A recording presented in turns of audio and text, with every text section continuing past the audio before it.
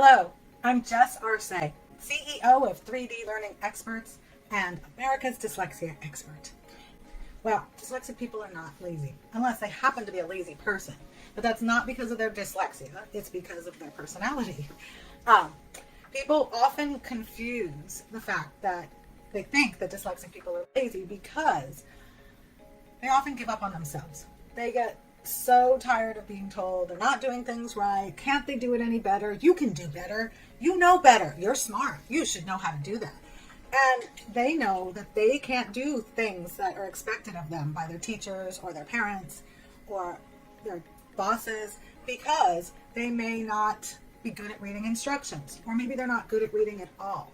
And so they really cannot do what is being asked of them in the way that it is being asked of them. And so they often just give up, because wouldn't you give up if people are always telling you you're no good at something? Why try anymore? And that's what ends up happening to so many dyslexic people, is they give up on themselves because they're tired of letting people down and being told that they're not living up to the expectations of other people. So I recently talked to a dad, and he said, I just want my daughter to pass tests. That's all I want. Is that asking too much? And I told him that might be asking too much of her. That may not be what she is capable of doing at this very moment based on her life experiences. That's not to say that she's going to grow up and be a failure. It just means that she needs more time, or she needs more tools.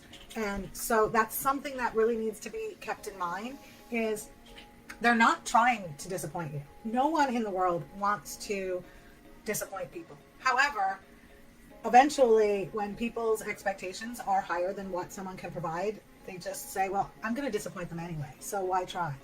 And that's something really important, because I was just talking to someone yesterday, and she was telling me about an author who I'll be interviewing on my podcast and channel in the near future. And he became a criminal because that's all he knew how to do, and he didn't need to know how to read in order to sell drugs. So unfortunately, sometimes we will make ourselves fit into the boxes that people have put out for us.